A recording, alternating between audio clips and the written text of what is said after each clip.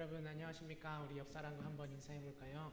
더운 여름이 계속되고 있는데 어떻게 건강하게 잘 지내고 계신가요? 날이 덥다 보니까 사람들이 계속 에어컨 앞에만 앉아 있고 그래서 감기 걸리고 코로나 걸리고 하니까 더우니까 저희가 더 힘든 것 같아요. 여러분 제발 건강하시기를 하나님 안에서 축복하고 기도합니다. 오늘 저희는 예수님의 보혈의 은혜를 통해서 우리의 죄가 용서받고 그래서 우리는 그 은혜 가운데서 구원을 받은 그 사실을 다시 한번 확인하는, 그래서 예수님이 우리와 함께 하시는 그 임재를 우리가 다시 한번 이 성찬을 통하여서 그 은혜를 나누는 시간을 가졌습니다. 아까 목사님의 말도 있었지만 성찬식이 가지는 또 하나의 큰 의미가 있는데, 우리의 구원, 예수님이 우리와 함께 하시는 것도 있지만 또 다른 하나의 의미는 사도 바울이 고린도전서 10장 16절부터 17절에서 우리가 축복하는 축복의 장은 그리스도의 피에 참여함이 아닙니까? 우리가 떼는 빵은 그리스도의 몸에 참여함이 아닙니까? 빵이 하나이므로 우리가 여럿일지라도 한 몸입니다. 그러나 그것은 우리가 모두 그 한 덩이 빵을 함께 나누어 먹기 때문입니다. 라고 말을 하듯이 예수님의 보혈 안에서 예수의 피와 살을 먹은 우리는, 지난주 마사오 선교사님도 얘기했지만 우리가 서로의 또 다른 존재가 아니라 서로가 그냥 모르는 사이가 아니라 예수 그리스도의 피 속에서 인간을 넘어서 하나님의 가족이 되었다라는, 그래서 그 예수님의 피를 함께 나눈 사람이기 때문에 예수님과 같은 뜻을 품고 그 한 마음으로 살아가는 가족이 되었다라는 것을 의미하고 우리는 그것을 묵상하면서 성찬을 행하는 것입니다. 사도행전을 보면 초대교회 성도들은 그 구원의 의미를 정말 깊이 함께 나누고 있었던 것 같은 생각이 듭니다. 우리가 여기서 말하는 구원과 그리고 그리스도 안에서 가족이 되었다라는 그 사실을 그들은 좀 더 깊이 이해하고 나눴던 것 같은 생각이 듭니다. 사도행전 오늘 말씀은 아니었지만 그 전에 바로 뒷부분인 2장 46절 47절을 보면 날마다 한 마음으로 성전에 열심히 모이고, 그냥 모이는 게 아니에요.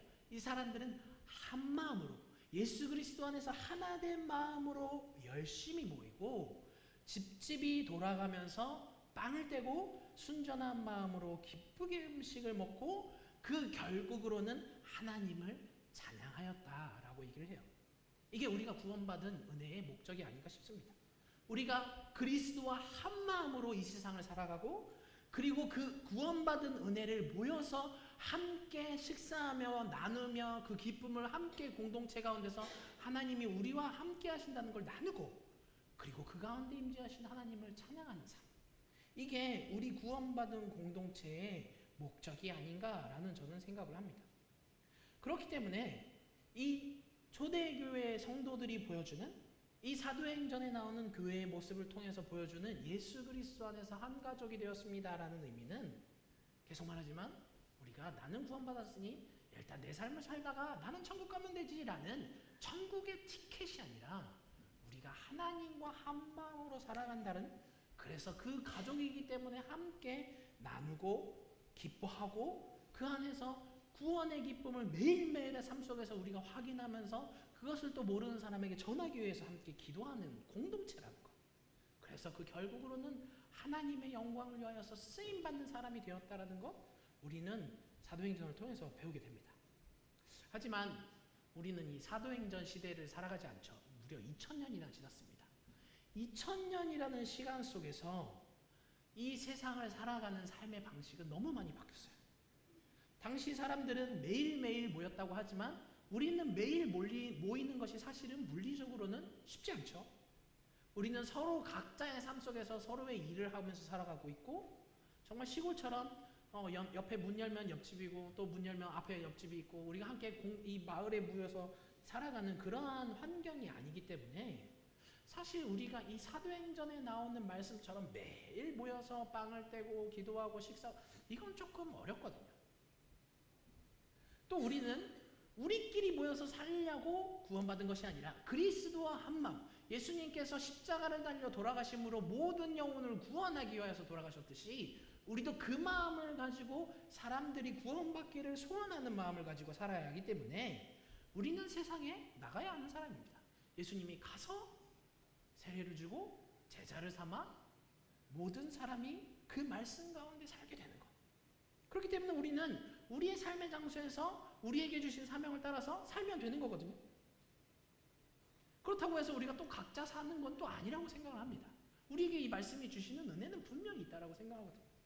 그래서 저는 우리가 과연 어떻게 이 현 시대를 살아가면서 공동체로서 하나님의 부름을 받은 사람으로서 예수 그리스도의 제자로서 어떻게 살아가는 것이 좋은지, 그래서 우리는 어떤 삶의 방향성을 가지고 사는 것이 좋은지 저는 이 3장을 통해서 묵상하게 되는 것 같아요. 오늘 3장 1절을 보면 오후 3시에 기도 시간이 되었어. 아까 2장에서 말했듯이 이들은 날마다 성전에서 한 마음으로 모였다고 했죠. 이 오후 3시에 기도 시간이 되어서 베드로와 요한도 성전으로 올라갑니다. 유대 사람들은 왜 성전에 가느냐? 그들에게는 기도의 문화가 있었어요. 유대교회는 아침 9시, 정오, 오후 3시 하루에 3번 꼭 성전에 가서 기도해야 하는 그 문화가 있었습니다. 물리적으로 멀리 떨어져 있는 사람들은 먼 곳에서 성전을 향해서 그 예루살렘을 향해서 기도를 하고, 실제로 그 예루살렘에 있었던 사람들은 자기가 그 성전에 올라가서 기도를 했습니다. 마찬가지로 베드로도 요한도 이렇게 기도의 시간이 되어서 올라갑니다. 하지만 사실 베드로와 요한이 성전에 기도의 시간이 되어서 올라갔던 것은 기도가 아닌 또 다른 중요한 목적이 있었어요. 그것은 아까 제가 2장에서도 말했듯이 한마음, 예수 그리스도와 한마음을 가지고 살아가는 그 마음을 가지고 올라갔다라는 거예요. 그것은 그 자리에 모였던 많은 유대인들, 그들은 여전히 메시아가 나타나기를 소망하고 있고 여전히 계속해서 그들을 구원할 사람들이 있을 것이라고 믿고 있고, 이미 예수님이 오셔서 성령을 통해 부어주셨기 때문에 자기들은 이제 그곳에 모이지 않아서 기도해도 다 되지 않지만 그들은 믿지 않았기 때문에 여전히 성전에 모여서 기도했단 말이죠. 그러니까 거기에 가면 예수님을 믿지 않는 사람들이 많이 있죠. 그래서 베드로와 요한은 그 자리를 빌어서 모인 사람들을 향해서 적극적으로 전도 활동을 하기 위해서 간 거예요. 성경을 보면 예수님도 그렇습니다. 언제나 성전에 가서 말씀을 가르치셨고, 제자들도 바울도 성전 혹은 멀리 있는 곳이라면 유대인들이 모이는 회당, 이곳에 가서 그 환경을 적극적으로 활용한 거예요. 함께 예수님 믿는 사람들이 그곳으로 가서 복음을 전하는 삶을 적극적으로 활용을 했다라는 거예요. 저는 이게 우리가 배워야 할 첫 자세, 첫 포인트, 무엇을 하든지 그리스도의 복음을 위하여서 한다라는 포인트가 아닌가 싶습니다. 유대인들의 생활은 제가 아까 말씀드렸지만 전혀 달라요. 2000년의 생활과 지금도 다르고 문화도 다릅니다. 그리고 그 사람들은 그래도 예수님을 믿지 않았지만, 오셨던 메시아는 믿지 않았지만 다시 오실 메시아를 기다리고 있었던, 그래서 창조주이신 하나님을 믿고 바라는 믿음은 있었단 말이에요. 그러니까 그들은 언제나 하나님의 성전, 그 예루살렘의 성전이 중심되는 생활을 하면서 살았습니다. 근데 우리 일본은 그렇지 않죠? 우리 일본 사람들이 그러한 문화와 생활권을 가지고 있지는 않습니다. 그렇기 때문에 어차피 사람들은, 모르는 사람들이 이 자리에 잘 안 와요. 그러니까 우리가 매일 성전에 모인다고 해도 사실은 베드로와 요한이 그 성전을 향해서 기도하러도 갔지만 거기에 복음을 전하러 갔다라는 목적은 우리에게는 해당되지 않는단 말이에요. 초대교회 성도들이 열심히 그 자리에서 모였던 것은, 집에서 모이고 성전에서 모였던 것은 한 마음이 되는 거였어요. 예수 그리스도에서 한 마음이 되는 것. 그렇기 때문에 초대교회 그 당시의 성도들이 그 한 마음을 빼고서 우리도 역시 기도하러 올라가야 합니다 라는 것을 이해하자면 사실 이해할 수 없거든요. 왜냐하면 그들은 예수님을 통해서, 예수님을 통하여서 어디서든지 예배할 수 있는 자가 됐단 말이에요. 성령을 통하여서. 요한복음 4장 22절을 보면 예수님이 이렇게 말을 하거든요. 여자여 내 말을 믿거라. 너희가 아버지께 이 산에서 예배를 드려야 한다거나 예루살렘에서 예배를 드려야 한다거나 하지 않을 때가 올 것이다 라고 말을 하듯이, 이제는 이 사람들은 매일 하루 3번 그 성전에 올라가서 예배하지 않으면 안 된다라는 그 속박에서 해방이 되었어요. 그렇기 때문에 이 사람들이 굳이 매일 그 예배의 자리를 찾을 필요가 없지만, 그럼에도 불구하고 그들은 여전히 자기의 믿음이 아니라 그들의 구원을 위하여서 그 자리를 찾았다라는 거죠. 그러니까 요한과 베드로가 하나님의 성전에 올랐다라는 것의 가장 큰 중심은 물론 기도도 있겠지만 복음을 위하여서라는 거예요. 이 마음이 우리에게도 있었으면 좋겠습니다. 기도하는 장소는 어디든 상관없지만 나의 신앙은 있는 자리에서 기도할 수 있지만 나의 신앙이 아니라 저들의 구원을 위하여서 나는 그들에게로 나간다. 이 믿음. 그래서 베드로도 요한도 그들을 위하여서 일부러 매일 3번 그 자리로 간 거예요. 근데 사실 예수님만 봐도 예수님 아침 일찍 기도의 자리라고 하셨고 밤늦게 산으로 기도하러 가셨잖아요. 그럼 그 예수님한테 배웠으면 아침 일찍 기도하고 밤늦게 산에 가서 기도하는 게 맞지, 성전 가서 기도하는 게 맞는 건 아니잖아요. 그렇잖아요. 그럼에도 불구하고 베드로와 요한이 왜 그런 열심이 있었냐? 그들의 마음속엔 이거 하나밖에 없었다는 거야. 무엇을 하든지 예수 그리스도의 복음을 전하고 싶었던 거야. 그 전도 하나만으로 그들은 그들의 발걸음을 계속 옮겼다는 것입니다. 근데 우리는 하나 착각하고 있는 게 있는 것 같아요. 우리가 성경을 통해서 우리는 예수님을 믿었죠. 물론 우리의 마음을 성령님께서 만져주셨기 때문에 우리가 말씀을 믿게 됐어요. 그래서 우리는 우리의 생활, 삶의 패턴과는 상관없이 내가 어떻게 살든 상관없이 저 사람도 예수님의 말씀을 들으면 믿을 거야 라고 생각해서 어떻게 됐든 말씀의 자리로 끌고 올라오면 하는 그런 노력이 있는 거 아닌가 싶습니다. 근데 사실 여러분 일본 사람들 그렇게 해서 뭐 전도가 되던가요? 안 되잖아요. 일본 사람들은 뭘 말하느냐가 아니라 누가 얘기하느냐가 중요한 사회입니다. 그러니까 우리도 그들에게 나갈 때 우리가 그 사람들한테 어떠한 사람이 되느냐가 굉장히 중요하다는 거예요. 근데 오늘 사도행전을 보면 베드로가 오늘 이 걷지 못하는 사람에게 병 낫는 기적을 행했단 말이에요. 근데 이 사람이 그래서 병 고침을 받고 하나님을 찬양하잖아요. 근데 이 병 고침을 받은 하나님을 그래서 찬양하는 사람의 이 때에 과연 이 사람만 구원을 얻었을까요? 아니요. 사도행전 3장과 4장은 어떠한 내용이냐면 이 사람이 문 앞에 있었던 사람이 병 고침을 얻어서 하나님을 찬양하니까 그 예루살렘에 모였던 사람들 간에서 이게 막 소문이 났어요. 그 사람이? 이러면서 막 그 자리에서 아니 어떻게 저 사람이 나았지? 라는 그 소문이 나서 모두가 그 얘기를 들으러 모인 거예요. 그래서 그 병 고침을 나섰다는 그 사실을 가지고 베드로한테 막 지적하기도 하고 어떻게 나섰는지 묻기도 하고 그래서 그 사람들이 베드로와 요한을 얘기를 듣고 무려 이 3장 4장에서 5,000명이 구원을 얻습니다. 그 사람들이 이 베드로와 요한을 향해서 어떻게 모여왔죠? 이 사람이 다리 나은 사건을 보고 모여왔다는 거예요. 그래서 저는 우리의 삶을 통해서도 그러한 자세가 필요하다고 생각을 해요. 물론 우리도 세상을 살아가는 사람이기 때문에 사람들이 볼 때는 똑같은 사람을 볼 수도 있지만 우리는 예수님을 믿는 사람으로서의 매력이 필요하다고 생각합니다. 예수 믿는 사람은 뭔가 달라. 베드로처럼 뭔가 기적을 행할 수도 있고 우리에게 주신 뭔가 은사를 통하여 섬길 수도 있고 나의 사랑으로는 부족하지만 하나님의 사랑을 통해서 섬기고 이러한 것을 통하여서 저 사람들은 뭐가 다른데? 왜 다르지? 뭐가 다른 거야? 해서 스스로 그 매력을 보고 우리에게 그 귀를 향하게 우리를 보면서 그들 스스로 궁금해할 만한 우리의 삶 속에서 예수님을 믿는 사람으로서의 매력이 필요하지 않나?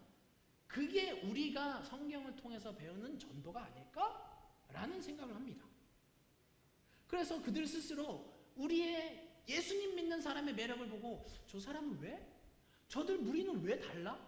저들은 뭘 갖고 있는 거지? 라는 걸 스스로 궁금해할 때 그들의 마음이 열려서 그래서 우리가 있는 곳에 그도 와보고 싶어하고 그래서 모였더니 거기에서 그 열린 마음 가운데 하나님이 우리의 교제 가운데 하나님을 찬양할 때 우리가 말씀을 나눌 때 그 마음속에서 그 마음을 만져주실 때 그 영혼이 살아나는 기적이 일어난다는 거예요. 이것이 성경이 말하는 전도가 아닌가 저는 생각을 해요. 그래서 진짜 의미의 전도는 일단 들어봐. 근데 막 나는 어떻게 살았는지 상관없고 어쨌든 억지로라도 끌고 와서 일단 들어봐. 이런 것이 아니라 우리의 신앙, 우리의 사랑, 우리의 삶의 방향을 통해서 우리는 하나님의 가치관을 살고 있으니까 이러한 삶을 통하여서 그들에게 보여주는 것. 이것을 말로 말하자면 우리가 무엇을 하든 예수 그리스도의 복음을 위하여 한다라는 거죠. 그래서 사도 바울도 똑같이 얘기를 합니다. 고린도전서 10장 31절을 보면 먹든지 마시든지 무슨 일을 하든지 모든 것을 하나님의 영광을 위하여 하십시오. 그 결론에서 뭐라고 하는지 아세요? 그래서 그 사람들이 구원을 얻도록 하십시오. 당신의 이익이 아니라 그 사람들의 이익을 위하여서 모든 것을 행할 때 결국은 그 사람들이 구원을 얻을 것이 아닙니까? 라고 얘기를 한단 말이에요. 그 예수님도 우리한테 얘기를 하잖아요. 요한복음 13장 35절을 보면 너희가 서로 사랑하면, 우리가 예수 그리스도의 사랑을 받아서 그 사랑을 가지고 사랑하면 모든 사람이 그것으로서 너희가 내 제자인 줄을 알게 될 것이다. 그래서 예수님이 실제로 그 사랑 가지고 십자가에 달려서 돌아가셨잖아요. 우리가 예수님의 복음을 생각할 때 우리가 그 하나님의 말씀의 위대함을 깨달아서였습니까? 예수 그리스도의 사랑을 알아서였습니까? 예수 그리스도의 사랑을 알아서. 어떻게 나 같은 사람을 위하여서 신이신 예수 그리스도가 이 땅에 오셔서 십자가에 달려 돌아가실 수가 있지? 어떻게 이 벌레만도 못한 나를 위하여서 예수님이 그 사랑을 보여주실 수 있지? 하나님이 그 사랑의 증거로 예수 그리스도를 보내주실 수 있지? 그거 아닙니까? 그래서 우리도 똑같이 예수님 믿는 사람의, 예수 그리스도 하나님 가치관 안에 있는 사람의 그 매력, 그것을 우리가 사람들한테 보여주는 전도, 그것이 필요하지 않을까 생각을 합니다. 우리는 오늘 성찬으로 모였잖아요. 성찬으로 모였다는 게 뭡니까? 그 마음 하나 아닙니까? 예수 그리스도를 통하여서 구원받기 통하는 그 마음 하나. 우리가 각자의 삶을 살아가지만 그래도 그 삶 속에서 무엇을 행하든지 그리스도의 사랑을 가지고 그 사람이 구원받기를 원하는 삶으로 살아가고 기도하고 노력하는 것. 그래서 어떻게든 그 사람이 복음을 접할 기회를 만드는 것. 우리가 현대 바쁜 삶을 살아가지만 그러한 자세가 우리에게는 필요하다고 생각합니다.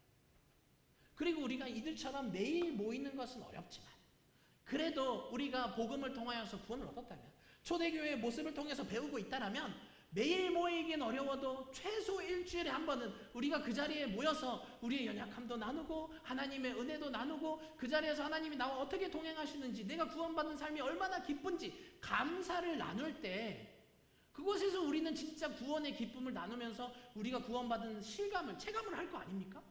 그렇기 때문에 우리는 바쁜 삶을 살아도 최소한 그냥 예배 드리고 그냥 가는 것이 아니라 집에서 식사하면서 나누면서 가족으로서 함께 공동체로 모이는 목장의 모임이 최소한이라도 일주일에 한 번은 필요하지 않을까?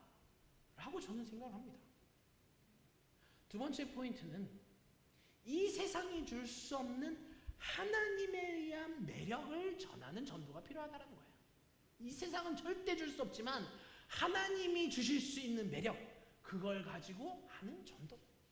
제가 좀 전에도 말했지만 뭐 나의 삶은 상관없이 일단 들어봐, 이게 아니라 우리가 어떻게든 하나님 믿는 사람은 달라, 예수님 믿는 사람은 달라, 이걸 보여줘야 될 거 아닙니까? 근데 여기서 진짜 제일 중요한 게 뭐냐면 우리가 우리에게 주신 은사를 통해서 기적을 일으키든지 하나님의 주신 사랑을 가지고 그 사랑을 나눠주든지 아니면 우리가 성령을 통하여서 변화된 품성을 가지고 섬기든지, 그것이 무엇이 되었든 이 세상이 줄 수 없는 걸 그 사람에게 줄 수 있어야 한다는 거예요.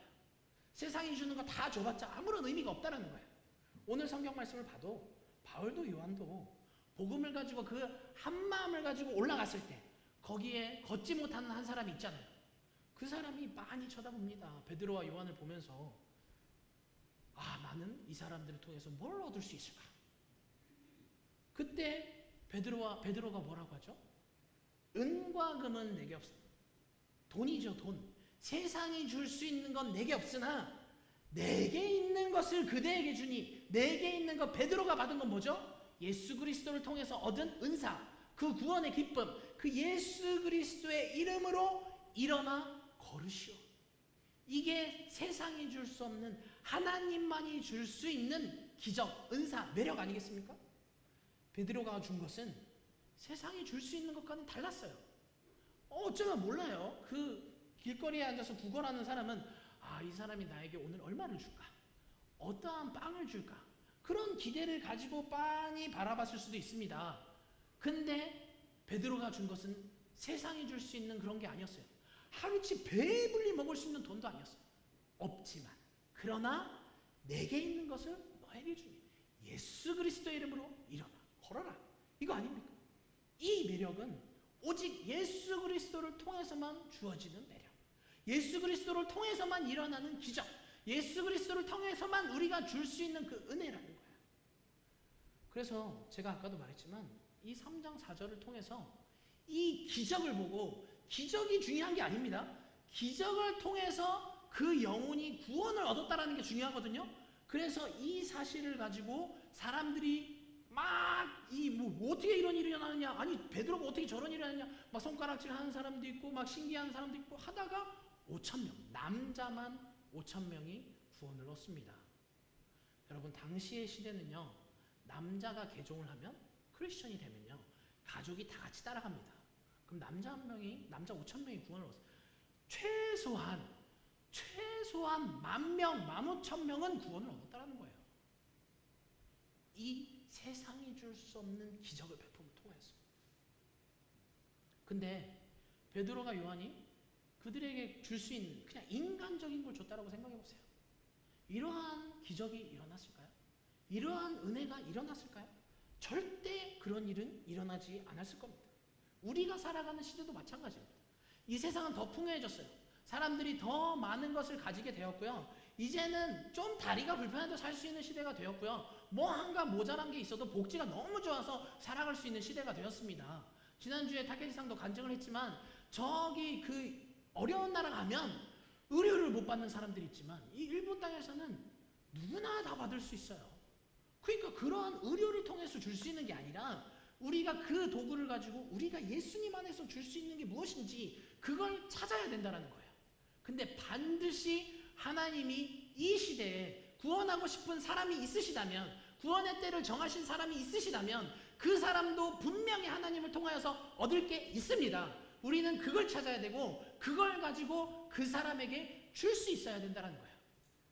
인간이 가진 거 말고 하나님이 그 사람에게 주려고 준비하신 게 뭔지 그걸 찾을 수 있는 사람이 되어서 이 세상이 줄 수 있는 것이 아니라 오직 하나님만이 줄 수 있는 그 은사와 매력과 기적을 우리는 그들에게 베풀 줄 알아야 한다는 것이 저는 오늘 3장에서 통해서 배운 말씀입니다. 세 번째 포인트는 때가 찰 때까지, 때가 이를 때까지 계속해서 기다리는 신앙입니다. 오늘 2절을 보면 이 나면서부터 못 걷는 절름발이에요. 나면서부터 못 걷는 사람. 그러니까 태어나서 지금까지 쭉 못 걸었던 거예요. 그래서 어느 정도냐면 이 문 앞에 매일 나와 있었기 때문에, 날마다 있었기 때문에 이미 성 안에 있는 사람들이 다 알았던 사람이에요. 이 사람이 나섰다는 사람을 두고 아니 그 사람이 나섰다라고 해서 다 아니 그 걷지 못하는 사람이 걷고 뛰면서 찬양했다라고 소문이 나서 모였거든요. 그만큼 이미 예루살렘에 있는 성전에 오는 사람들한테는 이미 유명해진 사람인 거예요. 좋은 의미든 나쁜 의미든 모두가 알았던 사람이라는 거죠. 근데 보세요. 베드로와 요한은 이상에서 그들이 성령을 받고 그리고 날마다 모여서 기도할 때 날마다 성전에 갔다라고 한단 말이죠. 근데 생각해보세요. 이 못 걷는 사람이 인간적으로 생각했을 때 아니 좀 빨리 나섰으면 좋잖아요. 이 못 걷는다는 삶이 얼마나 기구합니까? 사람이 옮겨줘야만 그날 먹을 수 있는 양식을 얻을 수 있고 사람이 옮겨줘도 구걸을 해야 돼요. 인간적으로는 진짜 창피하고 힘들고 살기 싫고 불평이 많을 수 있는 그러한 인생인데 하나님이 낫게 해주셨잖아요. 그럼 생각할 수 있죠. 아니 하나님 어차피 낫게 할 거면 하루라도 빨리. 근데 곰곰이 생각해 보니까 이게 오순절 있고 나서 그렇게 긴 시간이 아니거든요. 오순절 뒤에 얼마 뒤의 길이에요. 그러면 그 오순절 때 그 50일 전에 예수님이 부활하셨다는 얘기고, 그러고 나서 그러면 예수님이 계속 기적을 행했을 때 반년도 안 되고 몇 달 사이에 이 사람이 그때 갑자기 나타났을까라고 생각해보면 또 아닌 것 같아요. 나면서부터 못 걸었으니까 날마다 있었으니까 계속 와 있었던 사람이니까 유명해졌지 않겠습니까? 그럼 예수님이 이 땅에 계셨을 때 낫게 해줬으면 더 좋잖아요. 여러분 그렇게 생각 안 하세요? 하나님이 불쌍하게 생각하실 거면, 어차피 낫게 하실 거면 하루라도 빨리 낫게 해주시는 것이 인간적으로서는 하나님 더 은혜로운 하나님 같지 않나라는 생각이 들 수도 있습니다. 사실은 그렇게 생각해요. 근데 이거는 아까도 말씀드렸듯이 철저하게 인간적인 시선이라는 거예요. 자, 하나님 입장에서 한번 볼까요? 하나님 입장에서 보면요, 이 사건이 완전 다르게 보인다니까요. 이 사람은 나면서부터 못 걸었죠. 근데 예수님의 시대도 못 나섰어요. 그런데 베드로와 요한을 통해서 나섰을 때 5천 명이 구원을 얻습니다. 하나님은 이때에 이 걷지 못하는 사람을 걷게 하심을 통하여서 이 사람에게서도 이 사람께도 구원을 허락하시지만, 그날의 많은 5천 명의 남자만에게도, 그 가정에게도 복음을 허락하시기로, 그 가족들을 다 구원하시기로 계획하셨다면, 그렇다면 이 사람이 오늘 치료받은 건 늦은 걸까요? 빠른 걸까요? 딱 맞은 걸까요? 딱 맞는 거죠. 늦는 것도 아니고 빠른 것도 아니고, 이 사람의 인생에 있어서 딱 정확한 때에 하나님의 기적이 일어난 거예요.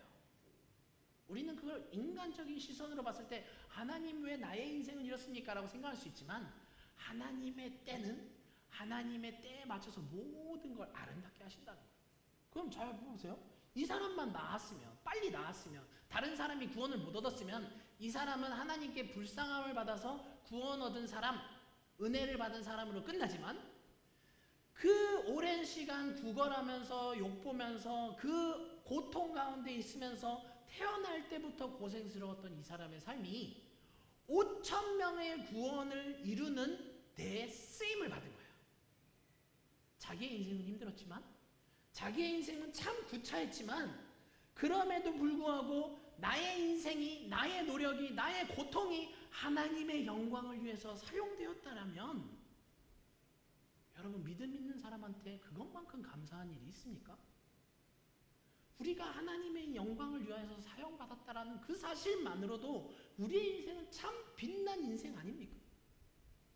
그러니까 인간적으로 아무리 어떠한 삶을 살았다 할지라도 그것이 하나님 계획 안에서 이루어졌다라면 그 인생은 축복받은 인생이라는 거예요. 우리의 인생은 어떻습니까? 우리의 인생.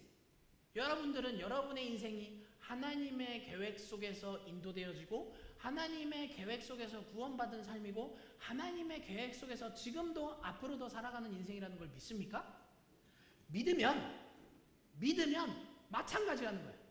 우리가 지금 고통스럽고 고독하고, 우리가 지금 왜 하나님 빨리 안 해줘요? 라고 기도할 수도 있고, 우리 시선에서 하나님께 열심히 매달릴 수도 있지만, 사실 하나님은 우리의 기도, 우리의 아픔, 우리의 고통을 다 이해하고 기다리시면서 그것을 하나님의 영광으로 바꿔주신다는 거예요.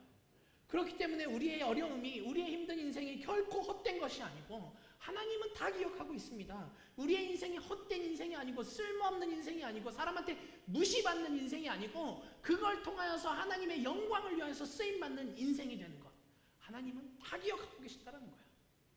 그것만큼 우리의 인생에 있어서 기쁜 것이 무엇이겠습니까? 그러니까 우리의 연약함, 우리의 슬픔, 지금 굉장히 억울하고 너무 화가 나는 그런 일들이 있더라도 우리는 보다는 우리의 신앙은 흔들림 없이 하나님의 때가 이른다면 나의 눈물을 거두어 주실 거야. 하나님의 때가 이른다면 내가 열심히 섬겨도 구원받지 못했던 저 사람이 구원 얻는 날이 올 거야. 하나님의 때가 이른다면 포기하고 싶었던 이 삶도 영광스러운 날로 바뀔 거야 라고 우리는 스스로 그 때를 기다리는 신앙이 필요하지 않나 생각을 합니다. 우리 교회도 마찬가지예요. 여러분, 우리 교회 모습 보세요. 우리 교회 모습을 보면 이렇게 얘기하면 조금 슬프지만 활기가 있습니까? 없습니까? 제가 솔직하게 말씀드리면, 제가 초대교회에 온 지 7년째거든요. 만 6년 채우고 7년째예요. 근데 이런저런 성도님들의 얘기나 뭐 카네다 센세 얘기도 들어보고 이런저런 얘기를 들어보고 결론을 내보면 결론은 그래요. 저는 초대교회가 힘들 때만 있었어요. 여러분 그렇게 생각하지 않으세요? 요 7년 동안 초대교회가 코로나를 겪으면서, 그리고 코로나 후에 목장이 좀처럼 되지 않고, 우리가 전도하는 사람도 좀처럼 응답이 없고, 열심히 섬겨도 지치고, 나만 열심히 섬기는 것 같고 저 사람은 노는 것 같고, 그래서 나도 이제 포기할래, 네가 해, 나는 모르겠어, 너네 세대가 해, 그런 시대에 지금 우리 살아가고 있지 않습니까? 여러분, 저는 제 눈엔 그렇게 보여요. 사람들이 그래요. 김성호 목사는 초대교회에 힘들 때만 있었대요. 좋았을 때가 어떻는지 저는 몰라요. 그런데 그래서 우리가 포기하고 싶을 수도 있습니다. 그러나 우리가 눈물 흘리는 이때, 이게 헛된 수고가 아니라는 거예요. 몰라요. 내일 한 영혼이 구원을 얻을 수도 있고요, 올 연말에 50명이 구원을 얻을 수도 있고요, 올해 연말에 우리가 생각하는 만큼의 구원은 이루어지지 않았지만 내년에 상상 못할 부흥이 일어날 수도 있고요. 우리는 모릅니다. 그러면 그 모르는 때 때문에 지금 포기해야겠습니까? 그때를 향하여서 달려나가야겠습니까?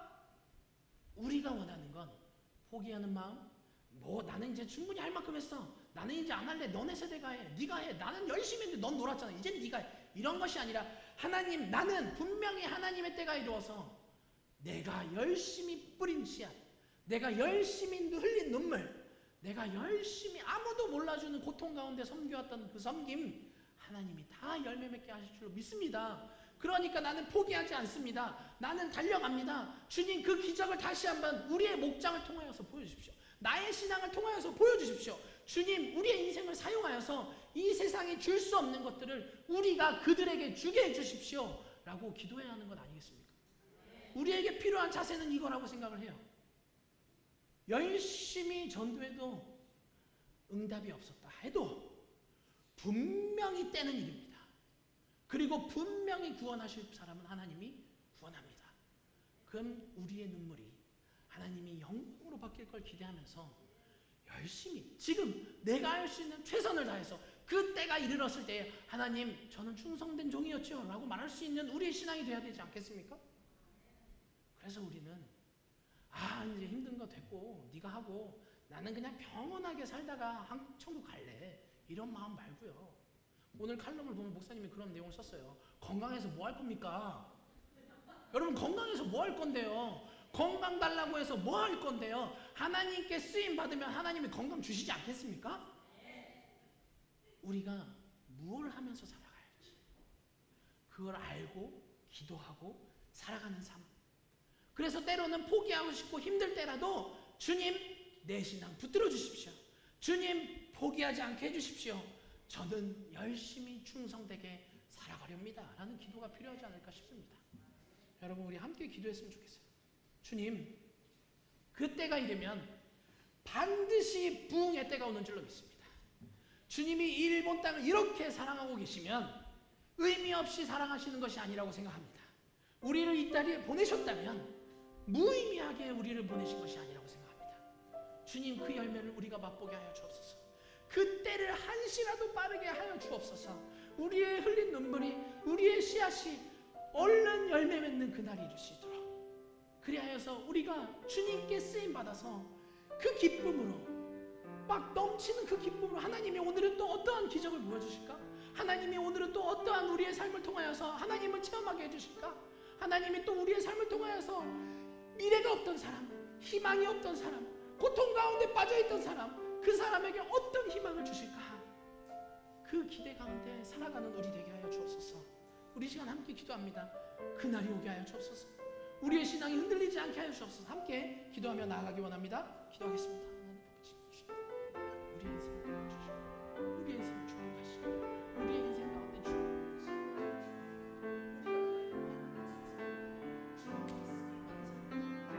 세상에 줄 수 있는 것이 오직 하나님이 줄 수 있는 사랑을 주옵소서. 우리에게 주신 인생, 우리에게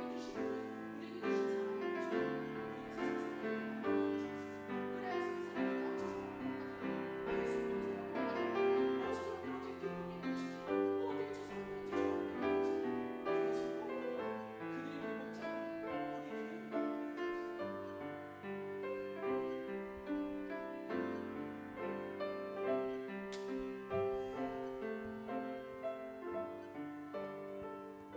하나님 아버지, 우리의 삶을 축복하시고 은혜를 허락하신 하나님 아버지, 우리가 흘리는 눈물, 우리의 고통, 우리의 슬픔, 이것이 결코 땅에 떨어져 헛된 것이 아님을 고백합니다.